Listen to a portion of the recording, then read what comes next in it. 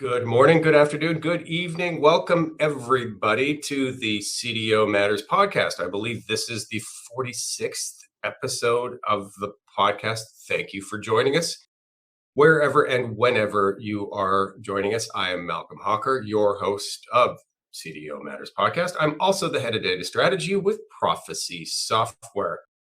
I am honored to be joined today by Lulit Tesfaye, who is a principal at Enterprise Knowledge, which is a consultancy based out of DC that is doing some really cool stuff related to what I will call next generation semantic layers. We're going to dive deeply into that topic today and probably touch on a few other things, maybe course AI. We'll probably touch on maybe the data fabric, because I kind of think that some of the stuff that Lulit and team are doing sounds a lot fabric-y to me.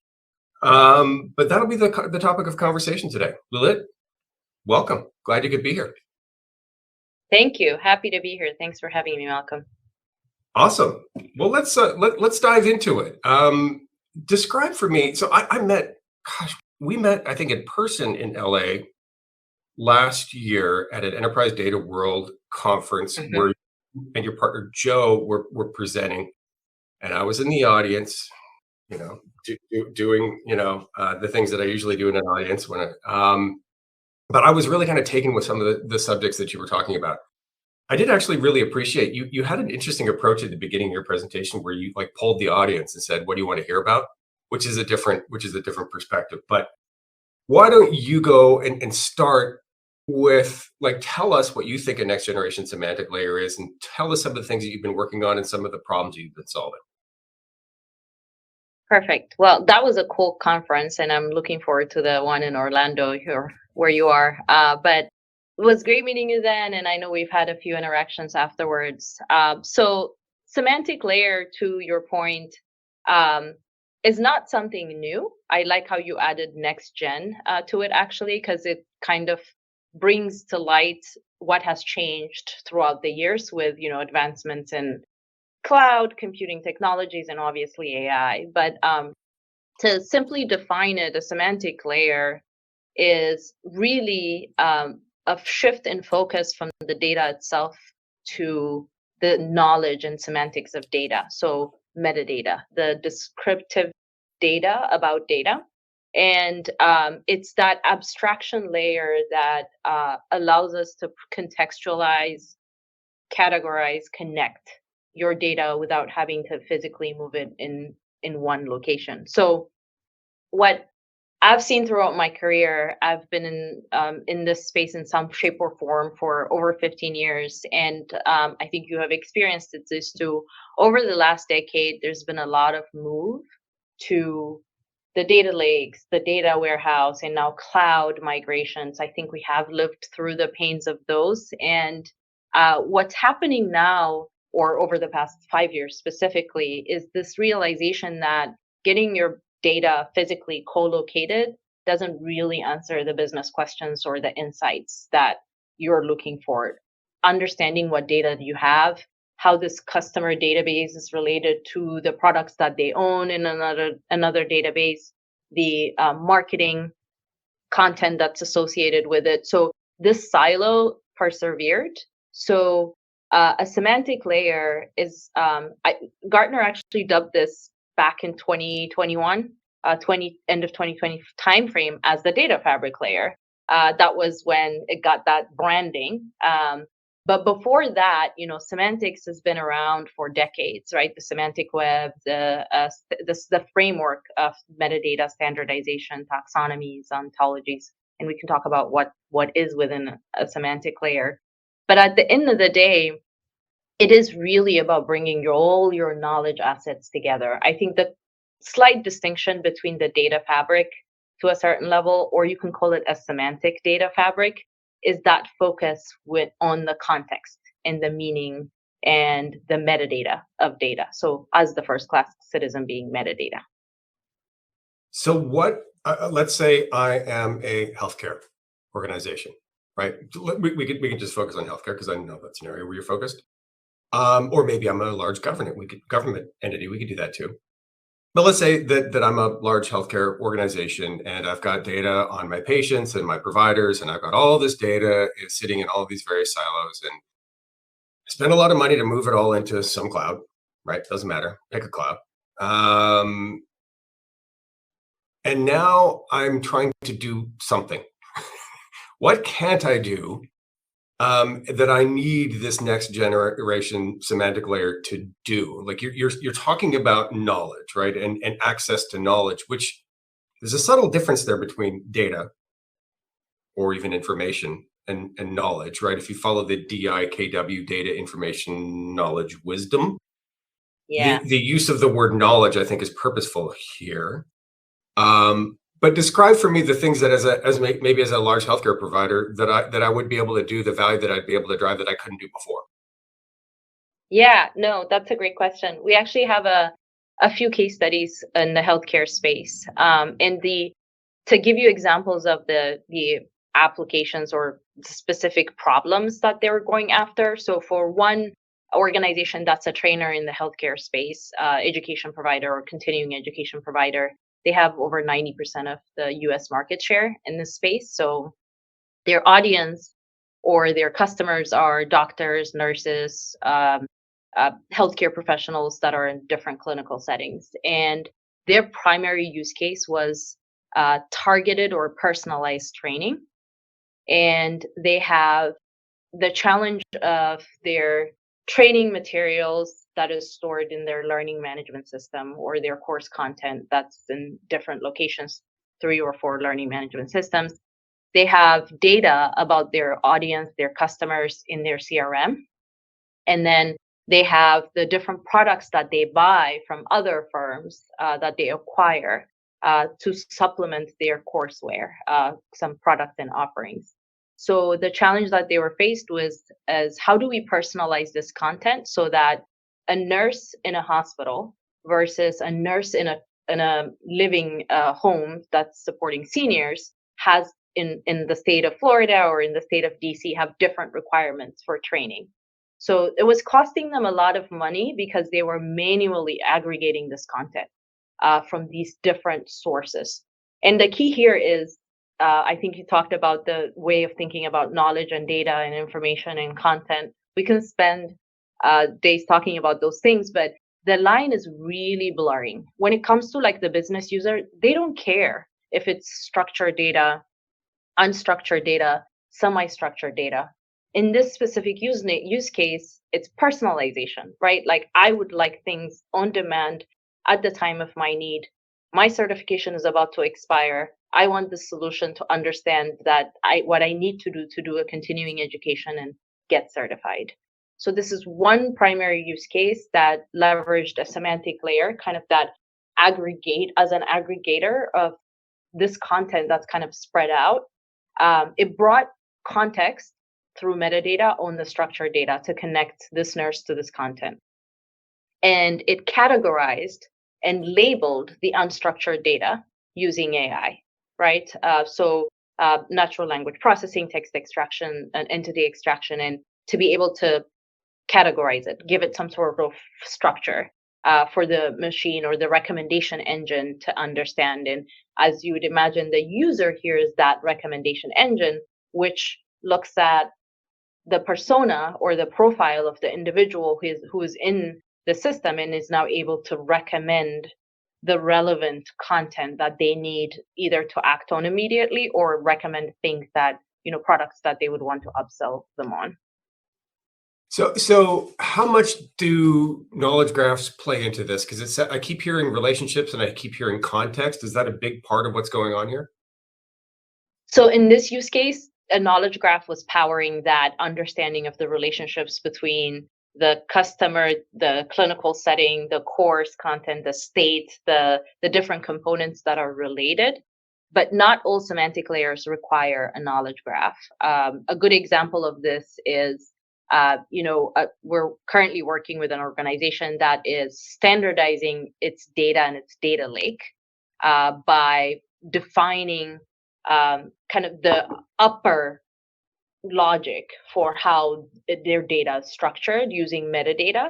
and also defining the taxonomies and the business glossaries of their metadata to get aligned on when we say revenue in this database, it means revenue as HR defines it, or it means something else. So there's no graph in this scenario where the semantic layer is more providing standardization.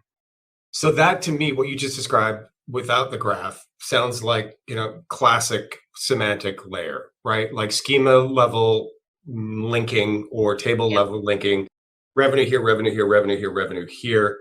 They're all revenue, but they may have different names or different labels or different metadata within each of the repositories, and a classic semantic layer would figure out a way to link those all together so you can have one query and pull back all the data out of a single query instead of 15 queries.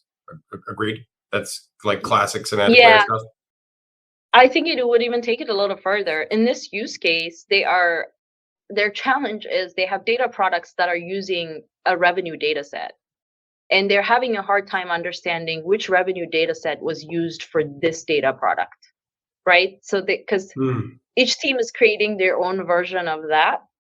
So what this is doing is standardizing their data products too, like what is fit for purpose. Like if it's labeled appropriately using this metadata, then this is the source data that you should use. So that sounds almost like a reference data use case to me. Exactly. It's also serving that standardization of like how each team defines a data product, for instance. Okay. Describes a data product. So I find all this rather interesting because the lines start to get a little blurry, not entirely, but a little, with my beloved MDM and where there's overlap between kind of reference data use cases and MDM use cases, and they're both the same. Establishing a reference data source for revenue, or saying this is how we define revenue. I mean, that's a classic MDM use case. But I think what's different is that beyond reference data, in MDM, to create a single version of the truth, you're typically talking about multiple variables, multiple sources, multiple definitions at an object and field level and not a schema level. And that's historically how I've kind of driven the distinction between MDM and classic data, a classic semantic layer. Would you agree? I agree. In fact, in some of our use cases, MDM is one of the supported solutions within a semantic layer. So in that space, and there's another one is the product PIM, a product information management solution that kind of is in tandem. Those are somewhat our customers' solutions or applications for that semantic layer that support the application of a semantic layer. So whether it's the healthcare example or other examples, so you're running this magic analysis, right? That shows all of these relationships, maybe you knew, but maybe you didn't know. I mean, that to me is one of the wonders of graph, which is it's the unknown knowns, right? The knowns are, there's relationships between your customers, or there's relationships between your products and your customers, or your locations, or your whatevers. They're there, you just don't know what they are.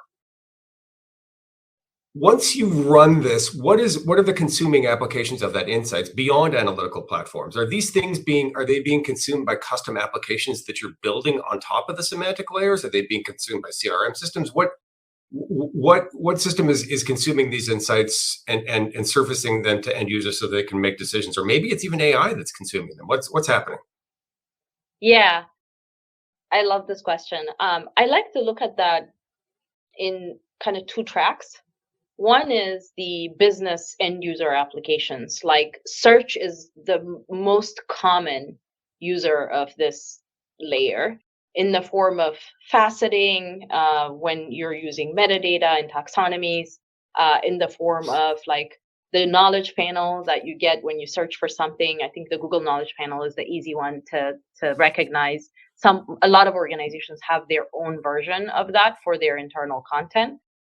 So search, dashboards, the Tableaus, the Power BIs, these analytics dashboards are the second, I would say, from use cases perspective that we've seen. The other third is AI in the form of, and I know that's like a catch-all phrase. So if I break it down, the recommendation engine that I talked about earlier, providing context and machine readable tacit knowledge to a certain level, or machine readable relationships to AI to recommend personalization. The other is supporting Gen AI from hallucinations. That's something that we've been working through over the past year with the industry calls it RAG, just augmenting it with your contextual information. So AI is becoming actually a primary user of this to avoid hallucinations, but also even to contextualize Gen AI, large language models, because large language models are good in English or whatever language they're trained on. They know how to predict the next best term, but they don't understand that credit for a bank means something different than credit for a coffee company. So contextualizing that information when you're in augmenting that LLM to your information is the other application. So I say two tracks because there are visible, clickable end user applications, but there are also back end technical support. There's a schema.org approach where in some organizations we just publish, here's your standardized taxonomy, ontology, metadata, and departments grab it. We've done this for a financial institution where their credit card department needed to standardize how they write account numbers. Simple data quality, but it's also managed through a data catalog, right? And the metadata is defining this primary metadata as applicable to everybody within the organization, secondary for a group in a department, and then the third level is just a Wild West. People can do whatever they want, but like some sort of governance. So let's. I want to pick on that RAG example just very briefly. Because I see this one being the most, what's the word? Operable? Is that even a word? Implementable, operationalizable, something, right? Where I'm a CDO of a mid-sized company. We haven't invested in data science at all, right? Like we don't have, the team of data scientists. Maybe we're a manufacturing company. It doesn't matter, but we just haven't got there from a data science perspective. We didn't want to pay $400,000 for somebody to go and do science experiments. But I do want to operationalize AI. I want to find ways to operationalize some of these insights. And I have use cases that could maybe well align to Gen AI. But I'm trying to figure out a way to get more predictive, insightful, accurate, consistent responses from LLMs.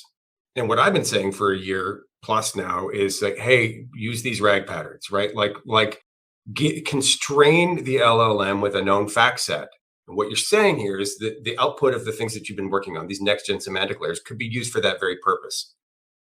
But help a Luddite here understand how I go from being able to run GraphQL or being able to run some sort of query against some sort of data set to pull back the knowledge. Right? Like say that, here's all the things that I know about my customers. Here's all the relationships with my customers. Here's how this customer is related to this customer. How is that insight getting into a prompt, right? Is there somebody on the application side that's building some sort of custom copilot or custom chatbot or something typically in the kind of CTO organizations of these companies to consume that?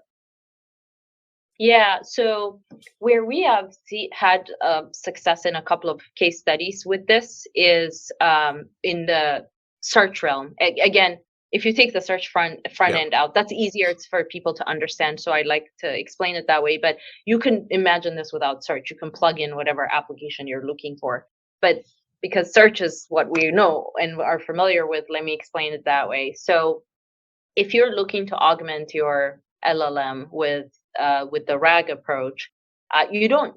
So it's all vectors, right? Like you're pulling in information and vectorizing structured, unstructured data in a form that it's machine readable, that AI can make predictive or prescriptive or analytical decisions and generate a response.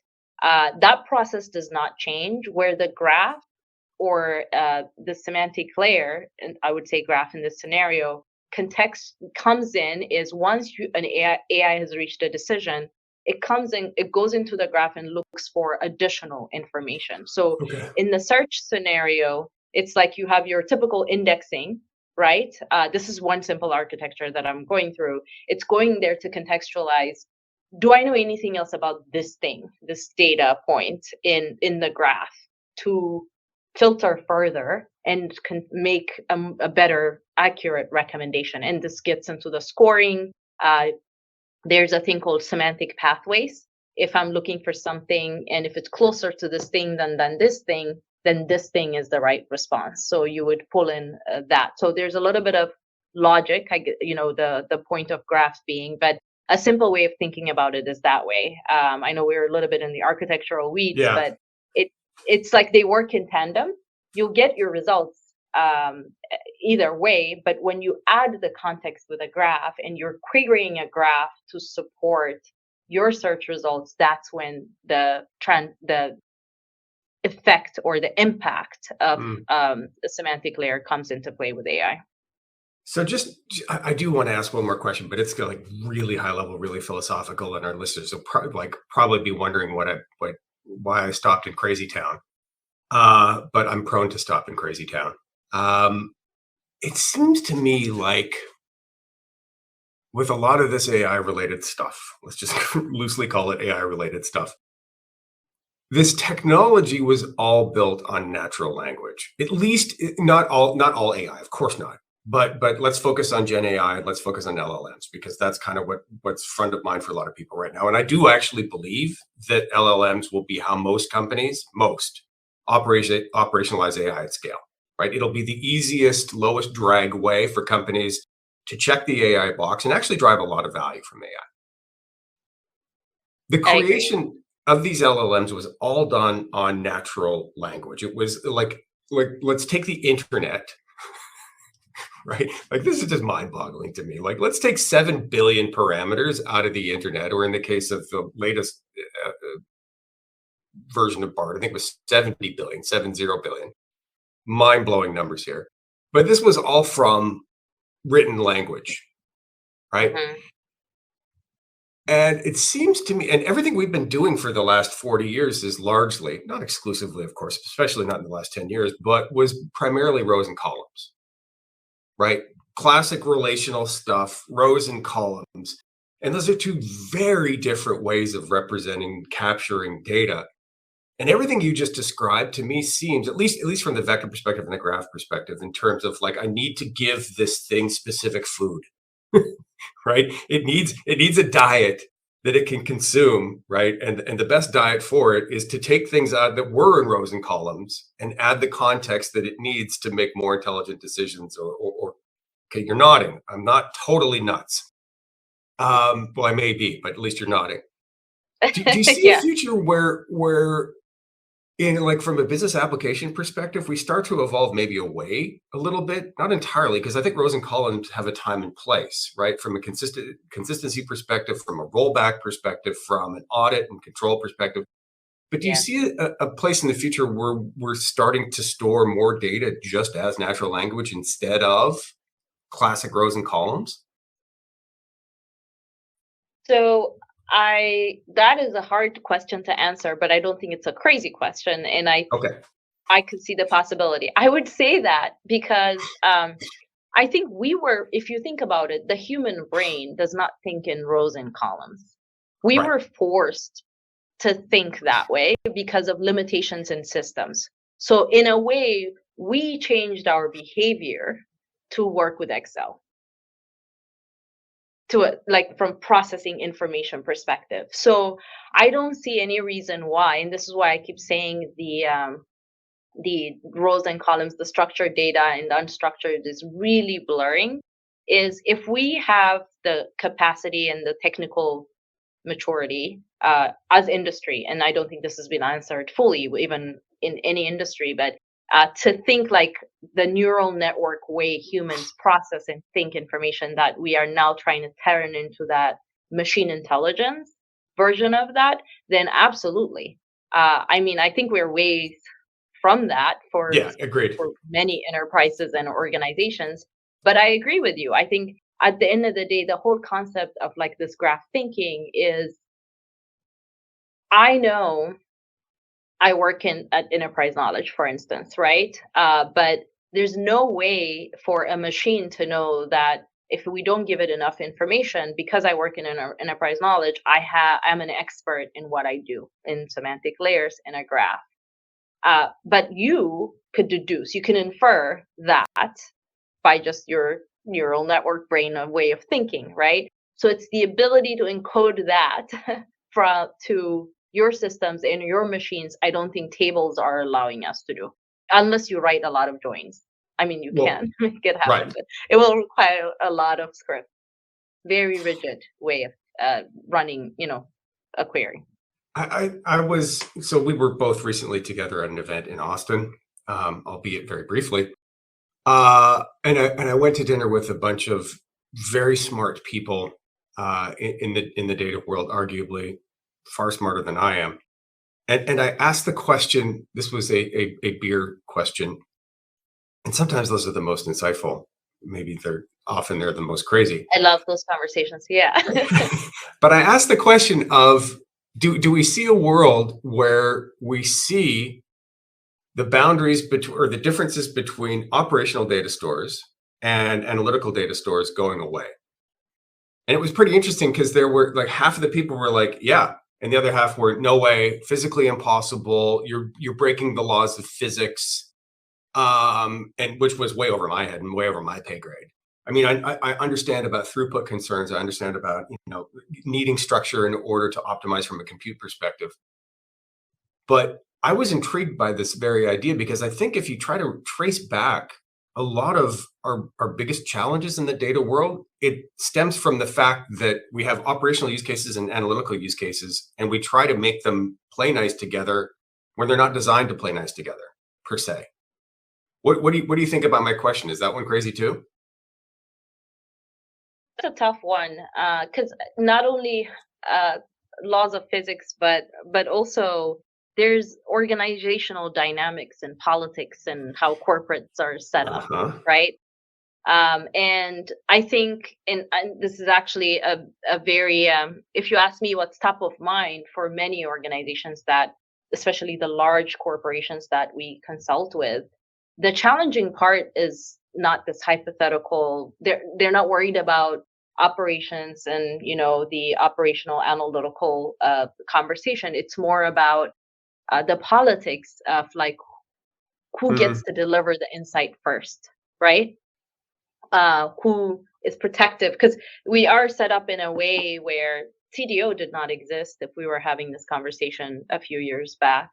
So it's the natural, I guess, gravitational force of industry and the changes in technology forced it. It is, I guess it's really hard for me to say or predict that. It really depends on who shows the value first and who is allowed to have access to data, the right amount of data, but most of all is able to get buy-in internally, because that's where all projects go to die. Well, right. And it's so interesting. I think back to the first time I ever tried to do MDM, which, I mean, I want to say is almost 20 years ago, which is crazy. The longest poll at the beginning of our initiative was access, like just access.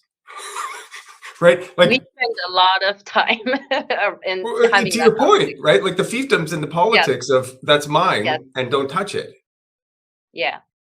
That's still a challenge, and some is justified, right?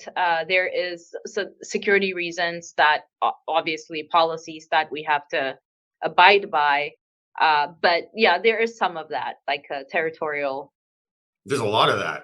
I mean, there's a lot of that, and that in and of itself could be a deal killer, but it gives me job security, because as long as there are silos, there will be a need to pay somebody to break them, and then I can help with that. So maybe that's not necessarily bad for me, but just kind of getting back to this idea of operational use cases versus analytical use cases. I started thinking more about this ever since Microsoft launched what they're calling their Fabric, which I would argue doesn't really kind of look like the stuff that you're working on per se. It's not opposed to it. I would say it's kind of a foundational layer No. sitting underneath everything that you're Yeah. trying to do. But when I think about conceptually what they've done, and this is a conceptual view, is they've, and this is maybe a strong word, but I think it's accurate, is I think that they in many ways have kind of commoditized or at least virtualized the differences that exist in between database management systems, right?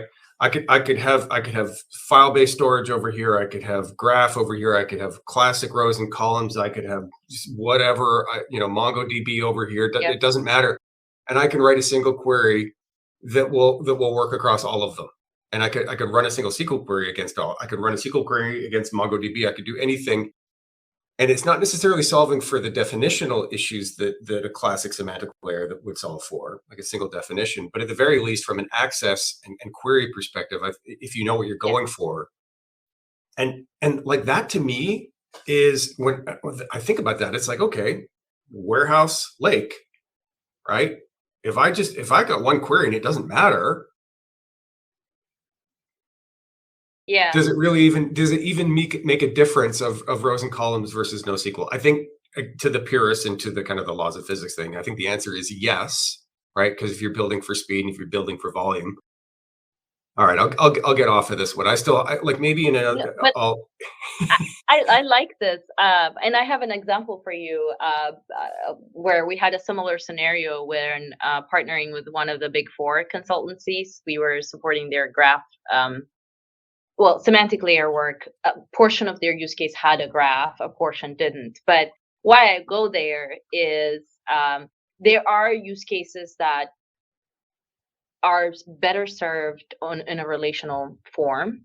Yep. There are use cases that have analytics. So to give you the case study for this one, this firm is looking to consult its clients on ESG impact, so carbon footprint. And what they're looking to calculate is if I am shipping this dongle from point A to point B, how much carbon footprint is it going to cost me depending on the material I use to manufacture this mouse and to package it, and what route should I take to ship it. All of this, you can imagine there's a lot of data that's coming from different places, some transactional, some supply chain. There's a lot going on. And the way we architected this was three-pronged approach, which touches on all of them, I think what you were asking for. One is reliant on the semantic layer. We're using the UN taxonomy and metadata for environmental impact, the definitions, the metadata that's required to contextualize the structured data that they have in their data lake, and also unstructured data. They have all three, right? Like this Yep. is the environment we're working in. So that's where the semantics came into play. The other for analytics, doing the actual min max, how do you calculate, measure that was purely analytics. The graph did not need to be involved because performance is going to be a big issue. So that's outside your traditional analytics way of dealing with that. When it's rendered to the user, though, the user doesn't see any of this. It's a dashboard that they already had that's plugged in.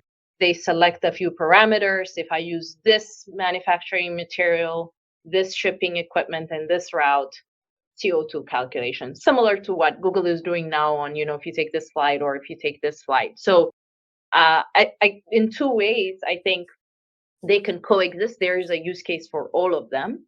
But for them, I think the biggest thing that the semantic layer answered is one, interoperability of their data. Because it's semantic standard space, they're using external taxonomies, right? They can use that. They don't need to reinvent the wheel for environment sustainability, defining the matrix and parameters. So you just touched on it. Yeah. Like yeah. You just nailed it. I'm sorry to interrupt. You just touched on it, which is like a single overarching use case, which is maybe complete visibility of the life cycle or of the supply chain of something, of the dongle, right? Like I want to see across the entire thing. I want to see if I'm doing business with companies that are operating ethically or that are operating within the confines of the law or whatever it is. But that's the overarching use case. I want visibility across the supply chain, for example. Yep. But within that use case, there's relational data, there's GraphQL, there's a whole bunch of other things, and they all need to play well together. This is what you just said. Exactly. And that's I don't think we should demand it any other way. At the end of the day, the goal is to provide insights, answer questions, allow interoperability. I would emphasize one of the biggest things I am a proponent on because of the semantic layer is standards. The Mm. ability to ingest and publish data, exchange data internally within this system, that system, the future system that you don't know about. It's the core value of the semantic layer in the primary use case. If you're in healthcare, for instance, or financial regulations where you have requirements for Open Data Act, then interoperability is key, and abstracting your data from systems is the key value add for the use case for where we would strongly push for a semantic layer solution. So we agree. I mean, I've been using the phrase data fabric. I think that's okay, and I think that I think it's appropriate. Data fabric encompasses everything you've said. I'll be honest It and does. say that when I think mostly about data fabric, and this is just my internal bias, I think more about, and this isn't, I need to break this way of thinking, but I tend to lean more towards data management use cases where we could actually use the fabric to build rules or understand knowledge about the data itself and about how the data should be structured and how the data should relate to each other. But to me, the real money here, and this is one of the things that I got excited about by listening to your presentation in Los Angeles, was that focus on like business use cases, whether it was the healthcare one that you were talking about or the product one you were just talking about, because that's what's going to move the needle forward here. Because frankly, data management use cases tend to put people to sleep. But so it's You really know, cool. yeah. No, I agree with that. What's really cool is actually over the past 6 months, we are seeing the data team coming to us with, we've tried to put together a data fabric layer. And that's actually the big push why this year we're defining, because the semantic layer is the same exact reason, Malcolm. You're not the only one who thinks about it that way. I think we all have been thinking about it that way. And the reason why I updated the article that I published in 2020 about a semantic layer now is this. This is the driver. AI, the natural language way of thinking about data and structured data, but also the data team is getting to a point where they need contextual information. They've done Yeah. a lot of the experimentation, the analytics. The business is excited. I'll give you another one because I just had this come over my transom this morning where I had to do a little bit of research and come up with kind of an internal position on it pretty quickly, which is and you touched on this already with your product use case. So the European Union in 2022 passed something generally known as product passports, where by 2026, starting with a limited number of products, they're going to start with batteries, but they're going to get into multiple products into the future, where in the European Union, you will need to publish a passport on consumer goods that shows things like the supply chain, shows things like sourcing, shows things like where did it come from, who made it, what's the supply chain. And I actually think that this is going to become a huge thing really, really quickly in consumer goods, including in the United States, even when it's not regulated or not required, because I think there are people that would happily pay a little more money to know the name of the person that picked the orange they're about to eat. I mean, that may sound like kind of like, really, they're going to pay more, but yeah, I would pay more to know that person who picked the orange actually gets paid a living wage. Yeah. No, I mean that traceability. And imagine that with AI generated results. Right. You're trying to figure out where did this come from. You're also ingesting data if you're talking about supply chain from numerous places, right? This organization is reporting on something, another subscription that you're getting from a data mart somewhere within an industry. There are so many, data is getting globalized. I guess let me put it that way. And I think that having your data vendor locked is a thing of the past. A monolithic solution, thing of the past, right? it is metadata, and your ability to align on the connection of your metadata, your data using metadata is, I think, the way to go. I love that use case. My mind is racing right now Yeah. about how this is going to come to fruition because it's all data. Well, and it's not just your data. Right. To me, the Exactly. game changer here is data that is being shared across complex data ecosystems or supply chains. Give you an example. Whatever year this was, maybe it was 2022, 2021, I don't know. One ship gets plugged in the Suez Canal for like a month and a half, Oh and the yeah. entire global Yeah. economy is brought to its knees because there was no recognition, no understanding of what the second and third and fourth degree impacts were of that one ship, right? That's a great example. Yeah. Right? Like, so you talk about knowledge, and you talk about context, and you talk about complex relationships.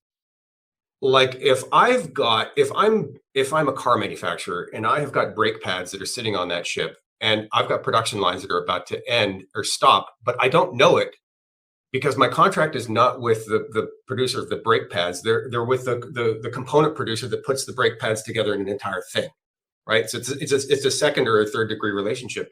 But I'm going to want to know that, and I'll pay to know that. And the stuff that you're working on to me is exactly that. But it's not just the data sitting in your four walls; it's data outside your walls as well.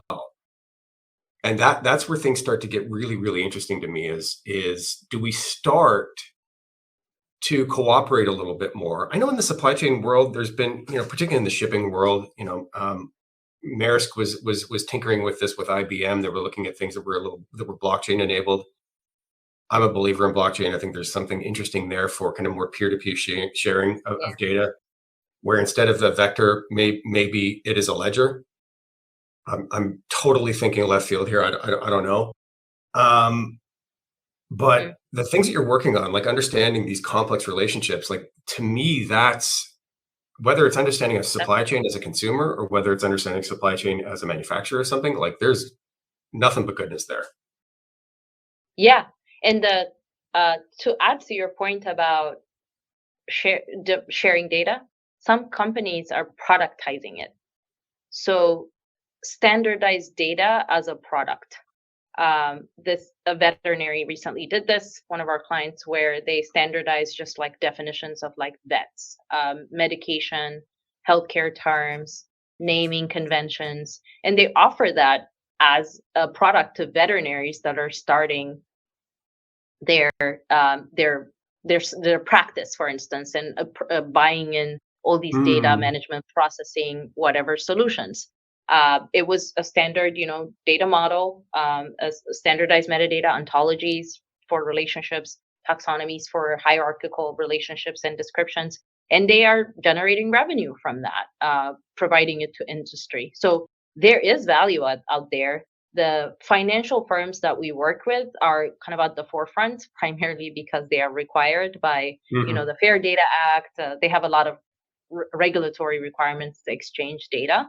So there's a lot of lessons to be taken that we've taken that to the healthcare, to supply chain, to some industries that we're working with. But I don't think that future is far. I think we have a handful of companies that are seeing the value and monetizing that even.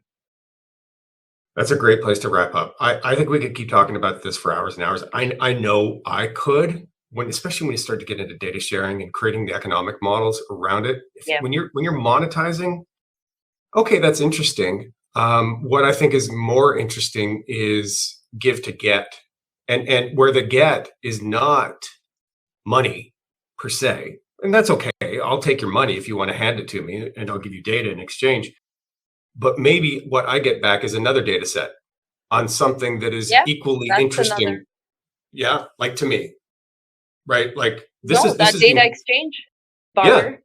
Yeah, yeah. Well, this is Yeah, this is. I yeah, worked at a company called Dun and Bradstreet for almost a decade, where that was their core model. Is you give us data, we'll give you insight on credit risk of other companies, and it's a consortium. So I think that there may be something there as well. If you're part of a complex supply chain, monetizing the data, yeah, but maybe we find a way to share it so that we all benefit somehow, some way. I don't know. I could keep brainstorming There's so many opportunities. Oh my gosh, for hours and hours. Lulit, thank you so much. This is awesome. Where can people get in touch with you and learn more about what you're doing? So I'm on LinkedIn, my full name as the extension for that. Also with Enterprise Knowledge, if you go to our website, my contact information is there as well. And I can share through you as well. Awesome. Good stuff. Thank you so much for your time. For our listeners, for our viewers, thank you for tuning into another episode of the CDO Matters podcast. Really, really appreciate your engagement. If you could take the time to subscribe or like the content, we always appreciate that. And I will see you on another episode of the CDO Matters podcast sometime very soon. Thanks all. Bye for now.